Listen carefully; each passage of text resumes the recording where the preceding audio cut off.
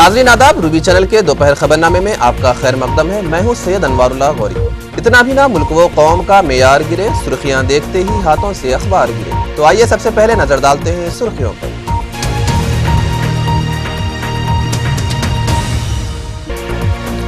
عرفات میں آج دنیا کا مقدس ترین اجتماع، اقطاع عالم کے لاکھوں فرزندان توحید مکہ مکرمہ میں جمع۔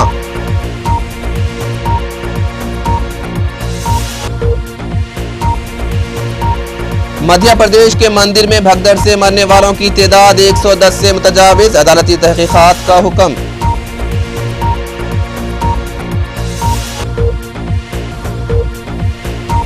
طوفان فائلین سے 2400 کروڑ روپیوں کا خسارہ، 23 افراد ہلاک اور لاکھوں متاثر۔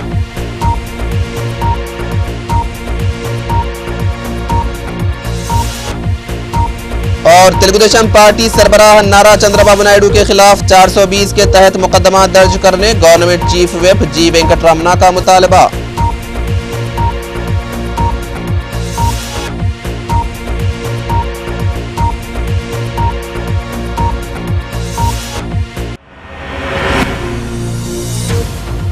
اب خبریں تفصیل سے۔ طوفان فائلین کے باعث زبردست تباہی مچی ہے۔ تقریباً 90 لاکھ افراد متاثر اور 2400 کروڑ روپے مالیاتی فصلوں کو نقصان پہنچا ہے، جبکہ بچاؤ کاری آپریشن سے جانی نقصان کو کم کرنے میں مدد ملی ہے۔ اطلاعات کے مطابق اڑیسہ اور آندھرا پردیش میں 23 افراد ہلاک ہو گئے ہیں۔ زیادہ تر ہلاکتیں دیوار گرنے، درخت اکھڑنے اور سیلاب کی وجہ سے ہوئی ہیں۔ حالانکہ طوفان کی قبل از وقت پیش قیاسی اور اس کی سنگینی کا اندازہ ہونے کی وجہ سے حکومت نے اڑیسہ اور آندھرا پردیش کے ساحلی علاقوں سے لاکھوں افراد کا تخلیہ کروا دیا تھا، جس کے نتیجے میں بڑے پیمانے پر ہلاکتوں کو ٹالا جا سکا۔ دریں اثنا چیف منسٹر اڑیسہ نوین پٹنائک نے کہا کہ حکومت کا بنیادی مقصد انسانی زندگیوں کے نقصان کو کم کرنا تھا، جس میں کامیابی ملی ہے، جبکہ کئی کروڑ روپے کی مالیاتی املاک تباہ ہوئی ہیں اور اب باز آباد کاری شروع کر دی گئی ہے۔ اڑیسہ کے وزیر مال ایس این پترو کے مطابق 12 اضلاع کے 14,514 مواضعات متاثر ہوئے ہیں۔ 8.73 لاکھ سے زائد عوام کا تخلیہ کروایا گیا ہے اور 5 لاکھ ایکڑ اراضی پر کھڑی فصلیں طوفانی بارش سے تباہ ہو گئیں، جس کے نقصان کا اندازہ 2400 کروڑ روپے بتایا گیا ہے۔ علاوہ ازیں ایک کشتی پر پھنسے 18 ماہی گیر بحفاظت واپس ہو گئے۔ آندھرا پردیش میں ریاستی disaster management commissioner T Radha نے بتایا کہ اچھا پورم میں 19.8 سینٹی میٹر، کاویٹی میں 15.42، کنچالی میں 14.76، بامبولی میں 10.8 اور سریکا کولم میں سومپیٹ کے مقام پر 10.7 سینٹی میٹر بارش ریکارڈ کی گئی اور اڑیسہ کے ضلع گنجام میں ریل روڈ ٹریفک مسدود ہو گئی، جبکہ برقی و مواصلاتی رابطوں میں خلل پیدا ہو گیا۔ بے شمار کچے مکانات منہدم ہو گئے ہیں۔ محکمہ موسمیات کے مطابق اڑیسہ اور آندھرا پردیش کے ساحلی پٹیوں میں تباہی مچانے کے بعد طوفان فائلین مزید کمزور ہو گیا ہے اور اب طوفان 40 سے 45 کلومیٹر فی گھنٹے کی ہواؤں کی رفتار کے ساتھ ہوا کے دباؤ میں ایک کمزور علاقے میں تبدیل ہو گیا ہے۔ یہ طوفان شمالی چھتیس گڑھ، اڑیسہ اور جھارکھنڈ کے بعض حصوں پر مرکوز ہے، جبکہ طوفان کے مزید کمزور ہونے کی توقع ہے۔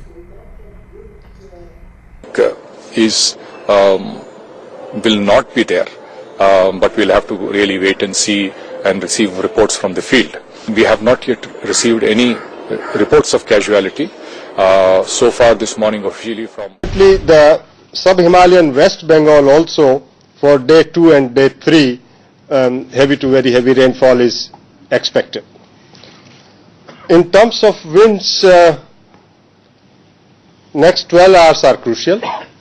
Although the wind speed, as I mentioned earlier, is now presently 100 to 110, gusting up to 120 km per hour. This will last only up to 12 hours over Odisha, and then but it is decreasing. And Jharkhand and North Chhattisgarh 60 to 70 km per hour. By evening, it will be 60 to these situations, and accordingly, when we heard of this, we had news of this impending cyclone, we pre-positioned our teams in Andhra Pradesh, Orissa and small parts of West Bengal which were likely to be affected. As per the identification Madhya Pradesh کے داتیا ضلع میں ایک مندر کے قریب نوراتری تہوار کے دوران بھگدڑ میں کم از کم 109 افراد ہلاک اور 100 سے زائد زخمی ہو گئے۔ Deputy inspector general of police ٹیمبل رینج ڈی کے آریہ کے مطابق بھگدڑ ان افواہوں کے بعد مچی کہ یاتری جس ندی کے پل سے گزر رہے تھے وہ ٹوٹنے والا ہے۔ انہوں نے کہا کہ مرنے والوں میں 31 خواتین، 17 بچوں کے بشمول 89 افراد ہلاک ہوئے ہیں اور مرنے والوں کی تعداد میں مزید اضافے کا امکان ہے۔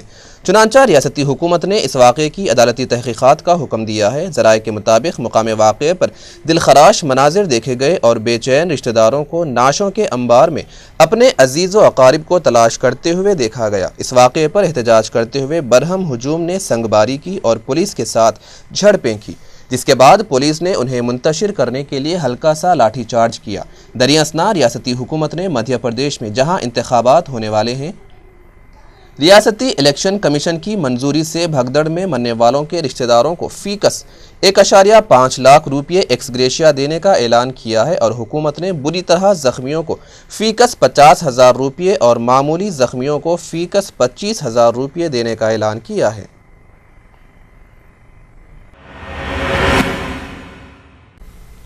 مرکزی وزیر سشیل کمار شنڈے نے کہا کہ فرقہ پرست طاقتوں کو اپنے آپ سے یہ سوال کرنا چاہیے کہ بابا صاحب امبیڈکر نے بدھ مت اختیار کرنے کا کیوں فیصلہ کیا تھا۔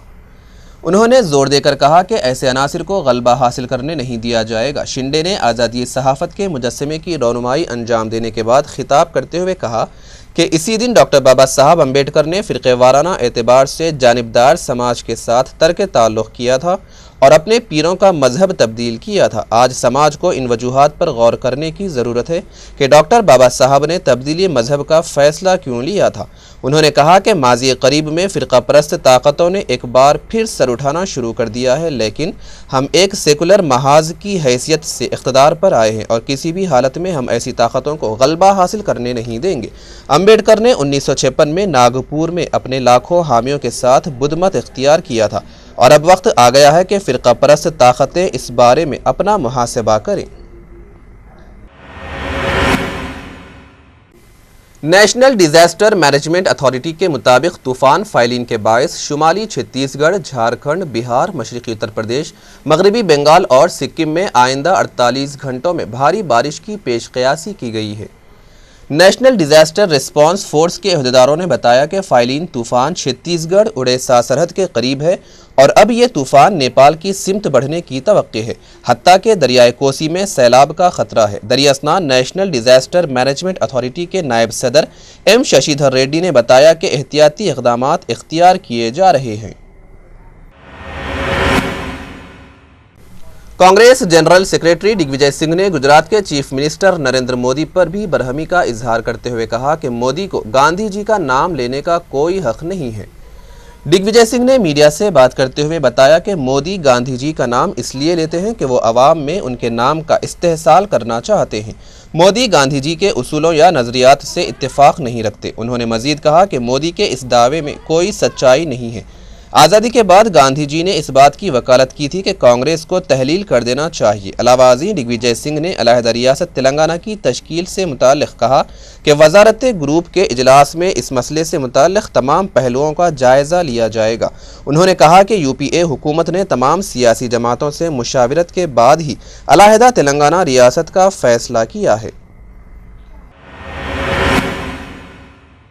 تلنگانہ کے متعلق علاقے کی عوام کو دھوکہ دینے والے تلگو دیشم سربراہ نارا چندرا بابو نائیڈو کے خلاف دفعہ 420 کے تحت مقدمہ درج کیا جانا چاہیے۔ Government chief whip Venkat Ramana Reddy نے ورنگل میں میڈیا کانفرنس سے یہ بات بتائی۔ گورنمنٹ چیف وپ نے کہا کہ 2009 میں تلگو دیشم سربراہ نارا چندرا بابو نائیڈو نے ٹی آر ایس، سی پی آئی اور سی پی ایم سے اتحاد کیا تھا اور قیام تلنگانہ کا وعدہ کیا تھا۔ تاہم آج کانگریس حکومت کی جانب سے تشکیل تلنگانہ کے اعلان کے بعد چندرا بابو نائیڈو اپنے وعدے سے منحرف ہو گئے ہیں۔ انہوں نے مزید کہا کہ چندرا بابو نائیڈو حیدرآباد اور سیما آندھرا کی عوام کا سامنا نہیں کر سکے، اسی لیے دہلی میں بھوک ہڑتال منظم کیے ہیں۔ انہوں نے کہا کہ ریاست کی عوام کا چندرا بابو نائیڈو سے اب بھروسہ اٹھ چکا ہے، جبکہ جگن موہن ریڈی متحدہ ریاست کے نام پر تلنگانہ عوام کے جذبات و احساسات کو مجروح کر رہے ہیں۔ بعد ازاں چیف وپ نے کہا کہ جگن اور چندرا بابو نائیڈو جیسے کئی قائدین بھی علیحدہ ریاست تلنگانہ کے قیام کو نہیں روک سکتے۔ انہوں نے تلنگانہ بل کو ریاستی اسمبلی میں منظور کرنا ضروری نہیں قرار دیا اور مرکزی وزیر داخلہ سشیل کمار شنڈے کا حوالہ دیتے ہوئے کہا کہ مرکز اسمبلی میں تلنگانہ قرارداد کی منظوری کے بغیر بھی ریاست کی تقسیم کا اختیار رکھتی ہے۔ حالانکہ سیما آندھرائی علاقوں میں پانی، برقی، روزگار و دیگر مسائل کی یکسوئی کے لیے مذاکرات کیے جا سکتے ہیں۔ اس موقع پر پرکاش ریڈی، این کشٹیا، نارائن ریڈی و دیگر بھی موجود تھے۔ گریٹر حیدرآباد میں MMTS مرحلہ 2 کے کاموں کا جلد آغاز متوقع ہے، جبکہ 11 اپریل کو اس کے لیے ٹینڈرز طلب کیے گئے تھے، جس کے لیے ریل وکاس نگم لمیٹڈ نے بلفور بٹی کالنڈی نرمان کے مشترکہ وینچر کو ٹینڈر حوالے کرنے کا فیصلہ کیا ہے۔ چنانچہ ریلوے نگم نے 3 علیحدہ پیکیجز کے لیے ٹینڈرز طلب کیے تھے اور پروجیکٹ کا جملہ تخمینہ 819 کروڑ روپے ہے، جبکہ ان میں گھٹکیسر سے مولا علی کے درمیان ٹریک کی مرمت، مولا علی سے سیتاپھل منڈی کے درمیان بیچ ڈبلنگ کا کام شامل ہے، جبکہ سنت نگر سے مولا علی کے درمیان ڈبلنگ اور تیلا پور سے رام چندر پورم کے درمیان ٹریک کی بحالی کا کام بھی شامل ہے۔ ایران کے نائب وزیر خارجہ عباس عراقچی نے کہا ہے کہ ایران کسی بھی صورت افزودہ یورینیم کو ملک سے باہر لے جانے کی اجازت نہیں دے گا۔ اس انکار سے ایران نے مذاکرات کے لیے مغربی ممالک کے بنیادی مطالبے کو مسترد کر دیا ہے۔ عباس عراقچی ایران کے جوہری مسئلے کے حل کے لیے مغرب کے ساتھ مذاکرات میں اہم کردار ادا کر رہے ہیں۔ انہوں نے میڈیا سے بات کرتے ہوئے کہا کہ ایران یورینیم کی افزودگی کی قسم اور مقدار پر تو مذاکرات کرے گا، مگر اس کی روک تھام اور اس سے ملک سے باہر لے جانے پر کسی قسم کے مذاکرات نہیں کرے گا۔ عباس عراقچی کا یہ بیان منگل کو جنیوا میں ایران اور عالمی طاقتوں کے درمیان ہونے والے مذاکرات سے قبل آیا۔ اس سے قبل ایرانی پارلیمان نے ان خبروں کی تردید کی جن میں کہا گیا تھا کہ ایران کے پاس افزودہ یورینیم کی فاضل مقدار ہے اور وہ اسے مذاکرات کے دوران اپنے حق میں معاہدہ کرنے کے لیے استعمال کرنا چاہتا ہے۔ ایوان نمائندگان کا کہنا تھا کہ یہ الزام جھوٹا اور بے بنیاد ہے۔ ایران 2006 سے عالمی طاقتوں سمیت 6 ممالک کے ساتھ اپنے جوہری مسئلے پر مذاکرات کر رہا ہے۔ عراق میں بیشتر شیعہ اکثریتی شہروں میں سلسلے وار بم دھماکے ہوئے، جن میں کم از کم 36 افراد ہلاک اور درجنوں زخمی ہوئے ہیں۔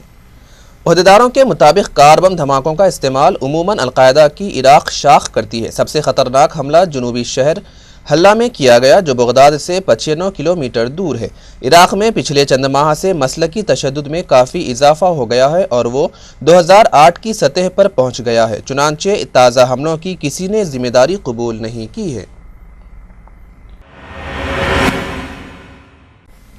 پیرو کے جنوب مشرقی صوبے لا کنونشن میں ایک پہاڑی چوٹی سے ایک ٹرک گرنے کے حادثے میں 49 افراد ہلاک ہو گئے۔ یہ بات ایک مقامی میئر نے بتائی ہے۔ ذرائع کے مطابق 49 ہلاکتیں ہوئی ہیں۔ انہوں نے کہا کہ لوگ بسوں کی کمی کی وجہ سے اکثر اس علاقے میں ٹرک کے ذریعے سفر کرتے ہیں۔ ہلاک ہونے والوں میں 12 بچے شامل ہیں۔ پیرو میں ہلاکت خیز حادثات معمول کی بات ہیں، جہاں خستہ حال سڑکیں، دشوار گزار راستے پائے جاتے ہیں۔ گزشتہ ہفتے جنوبی پیرو میں 2 دوسرے مہلک حادثات میں بالترتیب 10 سے 19 افراد ہلاک ہو گئے۔ حالیہ حادثے میں یہ ٹرک شویو کویو کے شہر کے قریب ایک گھاٹی میں الٹ گیا۔ میئر کے مطابق تباہ شدہ گاڑی کے مسافروں نے سانتا ٹیریسا کے علاقے میں ایک علاقائی پارٹی کے اجلاس میں شرکت کی تھی۔ سرکاری اعداد و شمار کے مطابق 2012 میں ٹریفک حادثات میں 4000 سے زائد افراد ہلاک ہوئے۔ اسرائیلی کی فوج نے دعویٰ کیا ہے کہ فلسطینی علاقے غزہ کی پٹی سے اسرائیل تک کی 1.7 کلومیٹر لمبی ایک سرنگ دریافت کی گئی ہے۔ اسرائیلی فوج کے ترجمان کا کہنا ہے کہ یہ سرنگ غزہ کی پٹی میں ایک مکان سے شروع ہوتی ہے اور اسرائیل کے علاقے کیبوتس تک جاتی ہے۔ اسرائیلی فوج کا خیال ہے کہ یہ سرنگ اسرائیل میں حملوں کے لیے استعمال کی گئی ہے۔ اسرائیل نے اس سرنگ کی دریافت کے بعد غزہ کو تمام تعمیراتی سامان کی ترسیل روک دی ہے۔ واضح ہے کہ پچھلے ماہ ہی اسرائیل نے نجی تعمیر کے لیے تعمیراتی سامان کی ترسیل پر سے پابندی اٹھائی تھی۔ دوسری جانب حماس نے کہا ہے کہ اسرائیل اس سرنگ کو بڑھا چڑھا کر پیش کر رہا ہے۔ حماس کے ترجمان سمیع ابو زہری کا کہنا ہے کہ سرنگ کی دریافت کے بہانے اسرائیل غزہ کی ناکہ بندی اور غزہ کے خلاف جاری جارحیت کو جائز قرار دے رہا ہے۔ حماس کے عسکری ونگ قاسم بریگیڈ نے سماجی رابطے کی ویب سائٹ ٹویٹر پر ٹویٹ میں کہا ہے کہ وہ لوگ جو ایک سرنگ کھود سکتے ہیں وہ درجنوں اور بھی کھود سکتے ہیں۔ اس سرنگ کو پچھلے ہفتے اس وقت دریافت کیا گیا تھا جب کیبوتس کے رہائشیوں نے سرحدی علاقے سے عجیب سی آوازوں کی شکایت کی۔ یہ سرنگ غزہ کے علاقے خان یونس سے باڑ کے نیچے سے کیبوتس کے علاقے عین ہاشلو شاہ تک گئی ہوئی ہے۔ Our engineer calculates they used more than 500 tons of cement. شام میں 2.5 سال سے جاری خانہ جنگی نے عام شہریوں کی روزمرہ زندگی پر گہرے منفی اثرات مرتب کیے ہیں۔ معیشت کی زبوں حالی، غربت، افلاس اور بھوک و ننگ نے ہر طرف ڈیرے ڈال رکھے ہیں، جس کے باعث مفلوق الحال لوگ مکروہ جانوروں حتیٰ کہ کتوں، گدھوں اور بلیوں کے گوشت سے پیٹ بھرنے پر مجبور ہیں۔ 21ویں صدی کے اس جدید اور ترقی یافتہ دور میں شاید ایسی صورتحال کا تصور بھی محال ہے۔ اس سے قبل سن 1590 میں فرانسیسیوں کو ایسی ہی صورتحال کا سامنا تھا، لیکن دنیا کا خیال یہ تھا کہ شاید اس کے بعد یہ تجربہ کہیں بھی نہیں دہرایا جائے گا، لیکن شام میں صدر بشار الاسد کے مظالم کے باعث تاریخ شام میں خود کو ایک مرتبہ پھر دہرا رہی ہے۔ ویسے تو بھوک اور ننگ کی کیفیت شام کے بیشتر شہروں میں ہے، لیکن دمشق کے قریب کئی ماہ سے محاصرے کا شکار یرموک مہاجر کیمپ اس کی بدترین مثال قرار دی جا سکتی ہے۔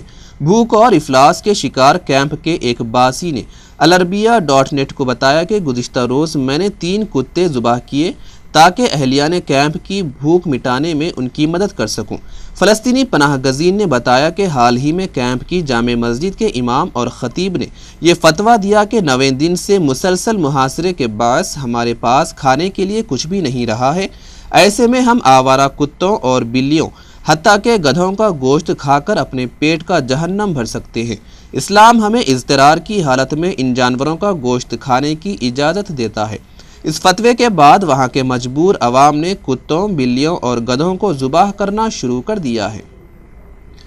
فلسطینی پناہ گزین کے بقول جامع مسجد کے امام نے فتوے کی روشنی میں ہمیں مکروہ حتیٰ کہ مردہ جانوروں کا گوشت اس وقت تک استعمال کرنے کی اجازت دی جب تک کہ کیمپ کا محاصرہ ختم نہیں ہو جاتا۔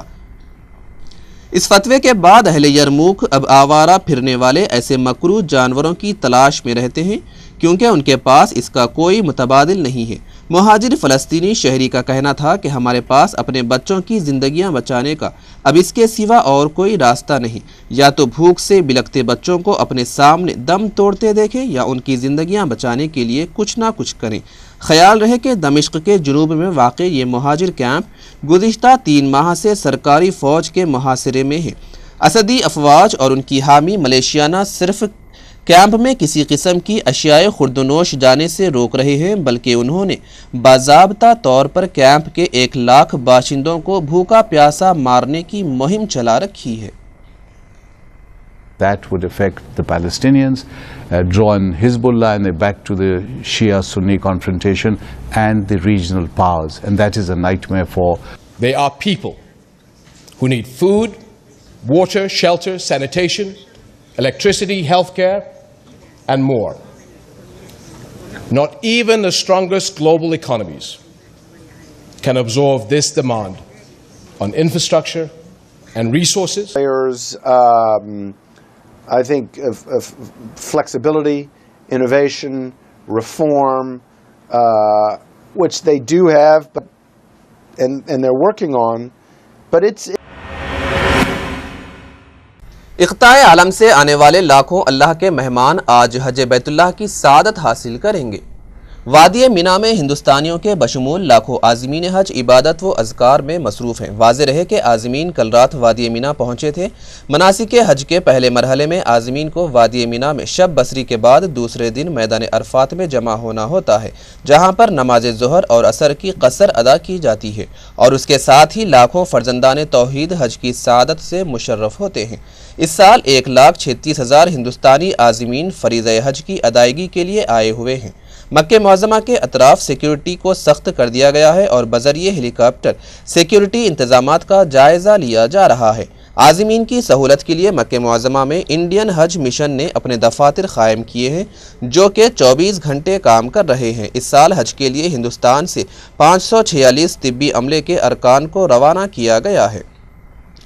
واضح رہے کہ حکومت سعودی عرب نے وائرس میرس سے نمٹنے کے لیے وسیع تر احتیاطی اقدامات کیے ہیں اور اب تک اس وائرس سے کسی بھی عازمین حج کے متاثر ہونے کی اطلاع نہیں ملی ہے۔ لبیک اللہم لبیک لبیک لا شریک لک لبیک ان الحمد والنعمت لک والملک لا شریک لک لبیک اللہم لبیک لبیک۔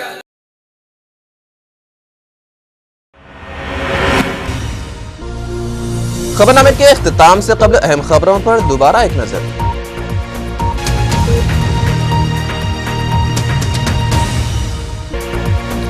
عرفات میں آج دنیا کا مقدس ترین اجتماع، اقطاع عالم کے لاکھوں فرزندان توحید مکہ مکرمہ میں جمع۔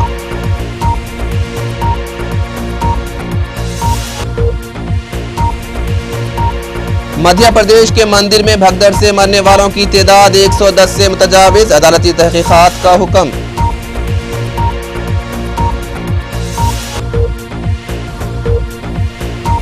طوفان فائلین سے 2400 کروڑ روپیوں کا خسارہ، 23 افراد ہلاک اور لاکھوں متاثر۔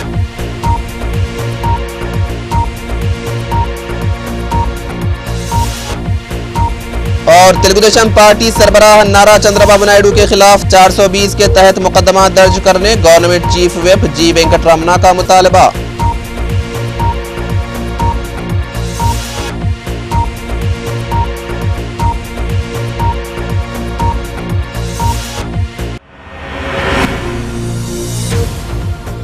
گلے شکوے جو ہے آپس میں، آؤ ان کو دفنا دیں، متحد ہو کہ ہم اس دور میں دنیا کو دکھلا دیں۔ روبی چینل کے دوپہر خبرنامے میں فی الحال بس اتنا ہی۔ ہم پھر حاضر ہوں گے کچھ نئی خبروں کے ساتھ، تب تک کے لیے سید انوار اللہ غوری کو اور روبی چینل کی ساری ٹیم کو دیجیے اجازت۔